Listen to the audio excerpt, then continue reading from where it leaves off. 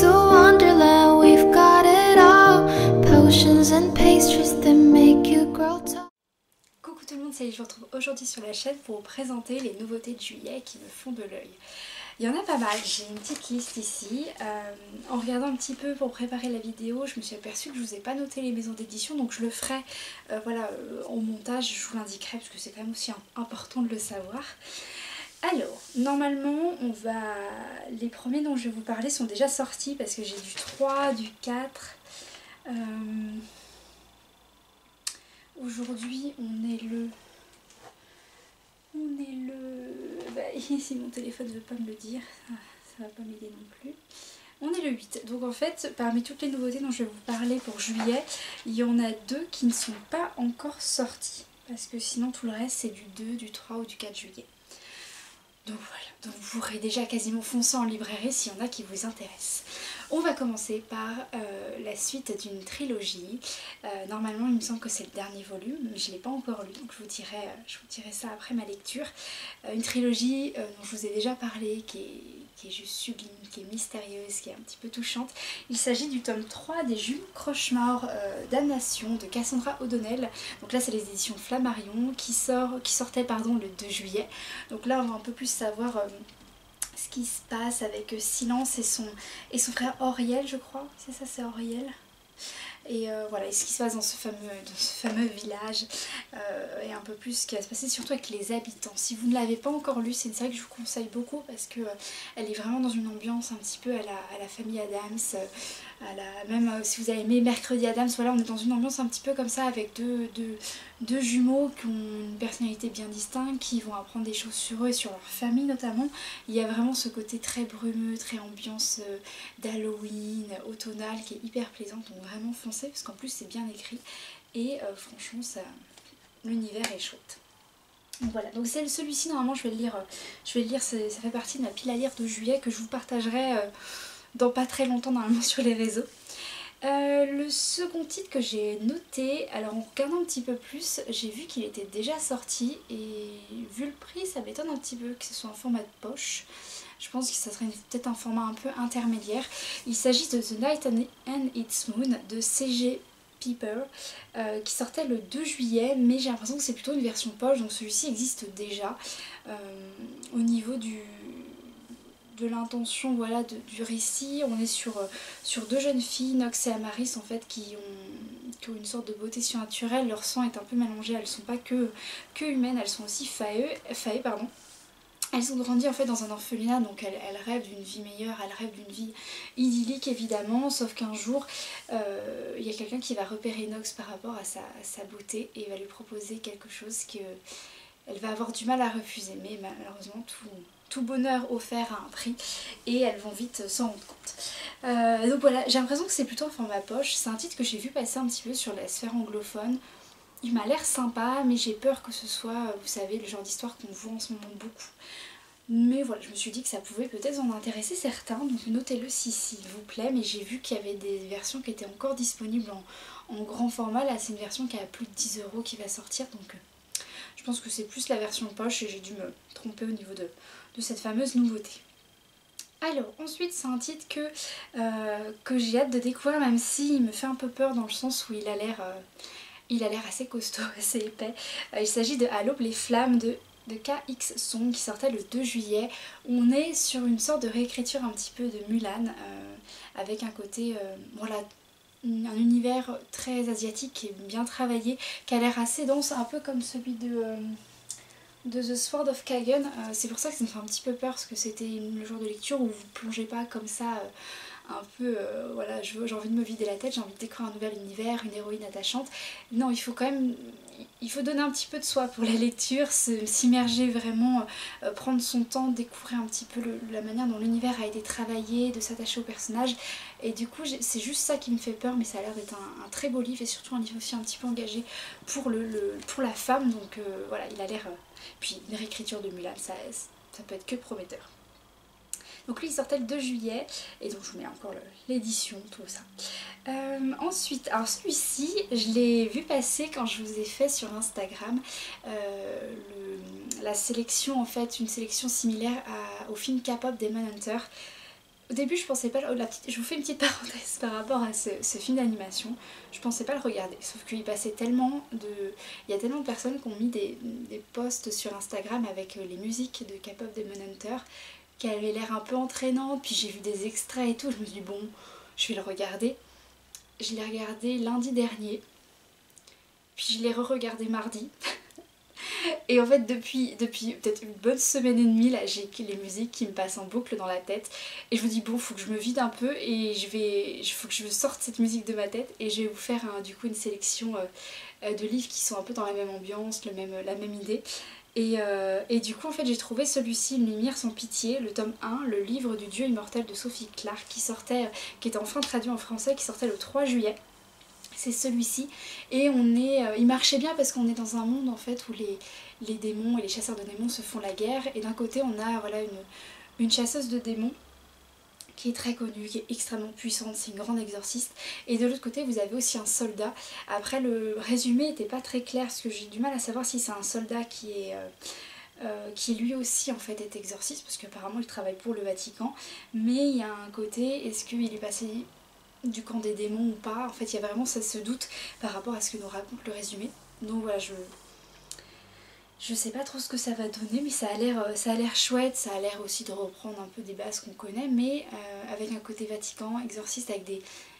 pas quelque chose qui a été je veux dire, qui a été imaginé en fait. Ils reprennent certaines bases en fait de notre monde pour voilà, y incorporer un petit peu de fantastique, un petit peu d'obscurité, donc on va voir ce que ça va donner. Puis en même temps il y a aussi une romance apparemment, donc ça pourrait être chouette. Ensuite c'est un titre que j'avais noté mais j'ai une apprentie qui l'a déjà lu et qui m'a un peu raconté. C'est pas mal, après voilà, c'est un petit texte qui a l'air chouette. Il s'agit de La babysitter d'Aurélie Moulin qui sortait le 3 juillet chez... c'est des éditions qui s'appellent Cours toujours chez Nathan. En fait c'est des textes mais très très courts. Chez Nathan, non c'est pas chez Nathan, excusez-moi. Chez Cyrus. Je veux pas dire de bêtises. Enfin, je connais le distributeur, mais j'ai plus l'éditeur en tête. En tout cas, c'est cette édition-là.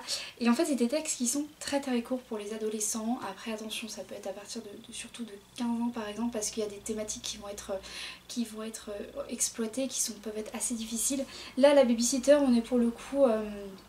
ça m'a fait penser un petit peu, l'intention en tout cas m'a fait penser, vous savez, au film avec mince, Ortega, je sais plus son prénom, celle qui joue dans Mercredi justement, et où en fait elle joue le rôle d'une babysitter et ça va très très mal se passer. Ou plutôt non, elle reçoit une babysitter, je crois que c'est ça. Un film américain où en fait on part dans le presque le morbide, en fait le tueur en série, tout ça. Et là c'est presque un peu ça, c'est une jeune fille qui va faire du babysitting et déjà quand elle arrive dans la maison, les enfants sont un peu bizarres, ils ont des paroles un petit peu étranges qui lui glacent le sang. Et plus elle va faire, voilà, elle va les garder, plus elle va se rendre compte qu'il y a vraiment quelque chose qui cloche dans cette famille, notamment avec ses 2 enfants. Mais je vous en dis pas plus. Mais voilà, si vous voulez une petite histoire horrifique assez courte, assez efficace, n'hésitez pas. Avec une jolie plume, à chaque fois voilà, c'est des plumes qui sont quand même très bien travaillées.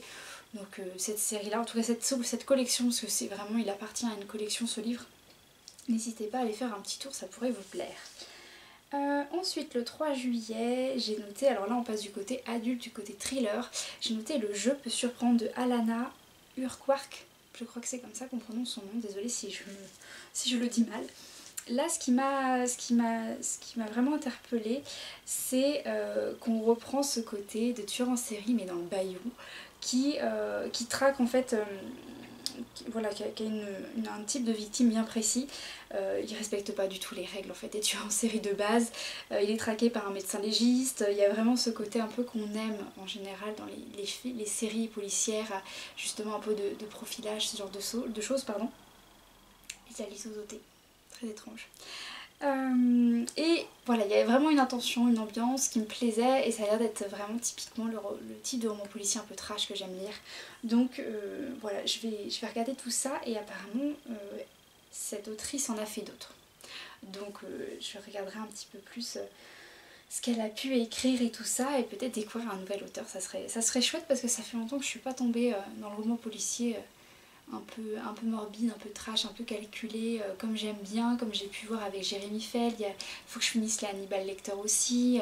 Enfin, il y a plein de titres que j'ai lus et ça me manque un petit peu cette veine du tueur en série qui est exploité, qui est, où il y a cet équilibre entre le bien et le mal, le côté vil de l'âme humaine qui est vraiment qui est travaillé, qui nous est démontré. C'est vrai que c'est il y a peu de... En tout cas les romans policiers, on vit dans une, je trouve, dans une boucle qui est connue et qui nous apprend plus rien de nouveau et du coup c'est difficile de trouver des nouvelles plumes. Fin de la parenthèse. Ensuite il y a un titre, j'y croyais pas tant que ça et en fait quand il est arrivé j'ai regardé un petit peu plus de quoi ça parlait. Alors c'est pas forcément mes lectures de prédilection mais franchement j'ai trop envie de le découvrir, j'ai trop envie de le lire. Il s'agit de Heartstring First Time Caller de Becky Borison. Là il est aux éditions Verso, ça je m'en rappelle. Il sortait le 4 juillet et en fait on est typiquement, je trouve, sur une petite intention à la Nuit Blanche à Seattle, parce que d'un côté on a une garagiste qui élève sa petite fille. Je sais pas trop si le mari est mort ou s'il l'a quitté, mais sa petite fille, elle voit sa maman qui est toute seule, elle voudrait bien qu'elle rencontre quelqu'un, et vous avez un homme qui tient une radio, en fait un hotline romantique du côté de Baltimore, et en fait la petite fille va appeler justement ce fameux personnage qui donne des conseils amoureux, et il va tellement s'intéresser à la vie de sa maman qu'il va se plonger un petit peu dedans, donc on a presque un Nuit Blanche à Seattle un peu inversé pour le coup. Mais je sais pas, je trouve que l'ambiance est bien, le fait en plus que la maman soit mécanicienne, je trouve que voilà, c'est sympa de lui avoir donné aussi un métier d'habitude qu'on voit qui est plutôt masculin. Enfin il y a vraiment une posture qui est très qui est vraiment intéressante, et je pense que ça peut être un livre qui peut être vraiment chouette chez les éditions Verso. Je vous en parlerai dans une prochaine vidéo, mais ils font pas mal de choses, je trouve. C'est un label que je découvre petit à petit. Et franchement ils ont des intentions au niveau de leur... J'aime bien ce mot pour cette vidéo, je dis beaucoup intention. En tout cas leur choix éditorial est assez chouette et plutôt curieux, donc on touche à plein de domaines différents, vous verrez ça dans ma future vidéo. Et puis voilà, celui-ci en tout cas a l'air vraiment bien. On retourne du côté des romans policiers. Là je vais vous parler de Vengeance Express de Sager Riley qui sortait le 4 juillet. Là celui-ci on est presque sur un petit clin d'œil à Bullet Train, mais pas beaucoup quand même. Le lien c'est surtout en fait un train. Et en fait c'est une jeune fille qui en 1942 elle a vu sa vie exploser, en fait virer exploser en petit éclat très douloureux, et elle a perdu beaucoup de personnes, mais elle a recherché, elle a passé beaucoup de temps à essayer de traquer qui était responsable de ça.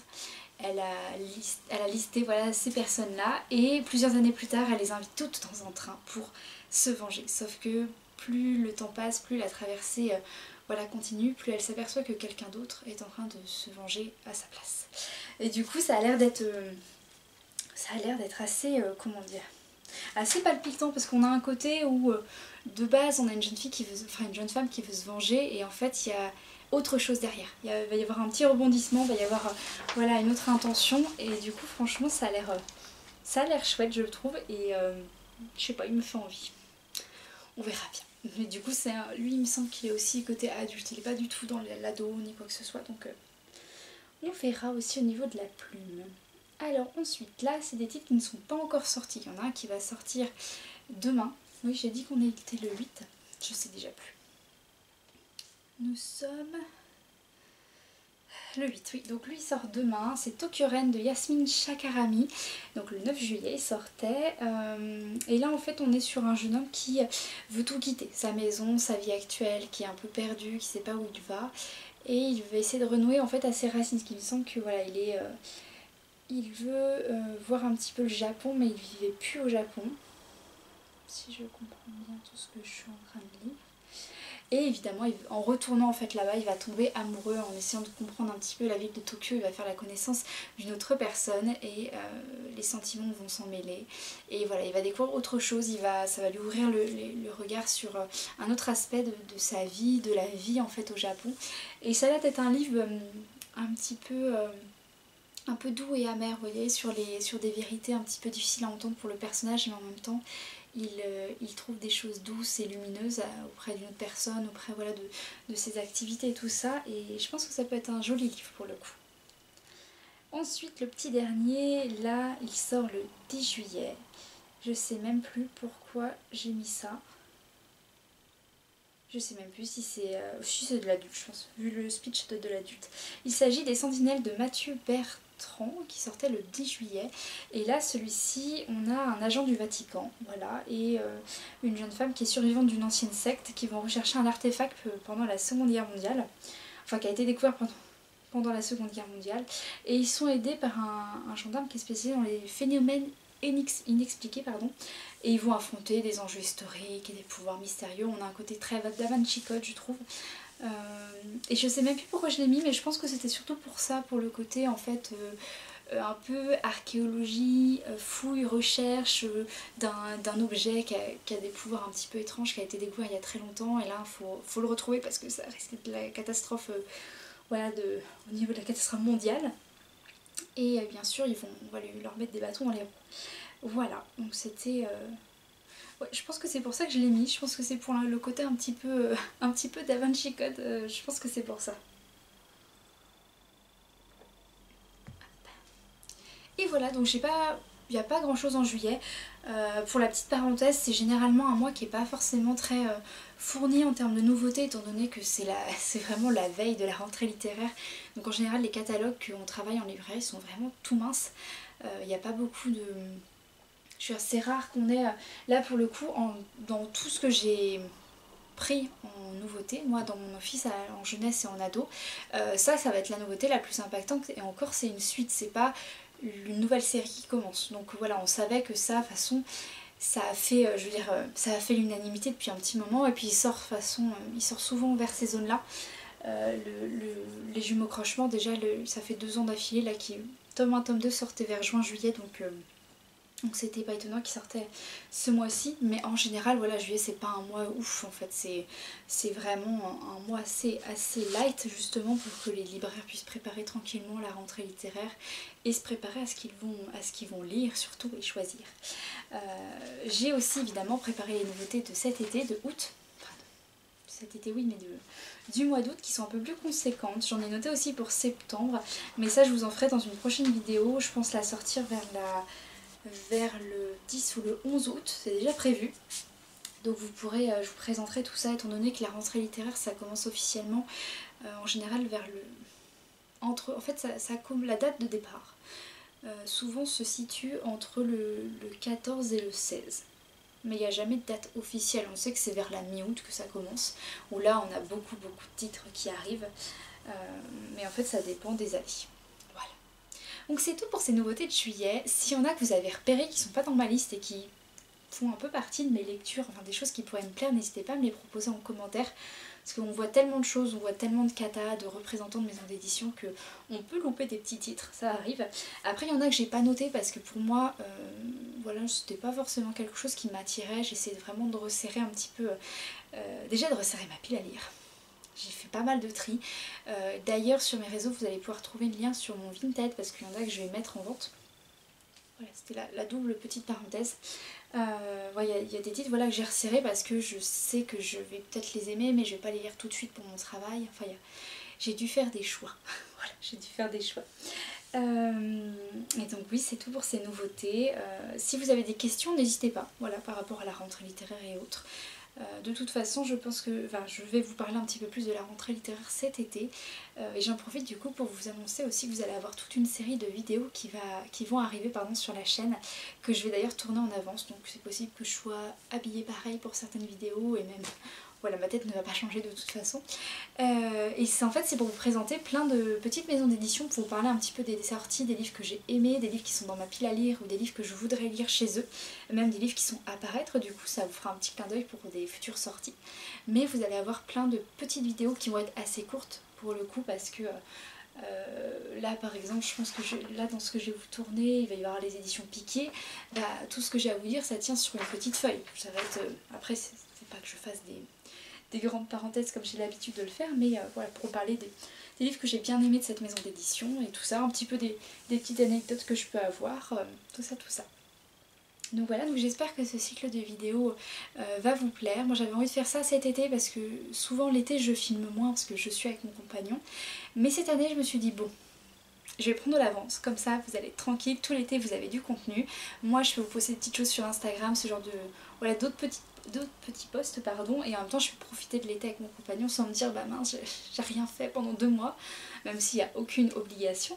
Mais voilà, je me suis dit ça va me motiver, ça va me faire reprendre un petit peu aussi les bases de certaines maisons d'édition que j'aime bien et de revoir aussi tout ce que j'ai pu lire chez eux. Donc j'avais envie de vous faire ça. Donc vous verrez toutes ces vidéos arriver petit à petit. Certaines je mettrai le visuel en avance et vous pourrez vous faire une alerte. D'autres peut-être pas, ça sera là aussi la surprise. Vous ne saurez pas quelle maison d'édition sera mise en avant. Voilà, vous découvrirez ça petit à petit et vous en avez pour tout le mois d'août. Il y en aura au moins 2 par semaine. Donc j'espère que ça vous plaira, je vais commencer mon super tournage. Et puis en attendant la prochaine vidéo, je vous dis à bientôt et je vous souhaite une très bonne lecture.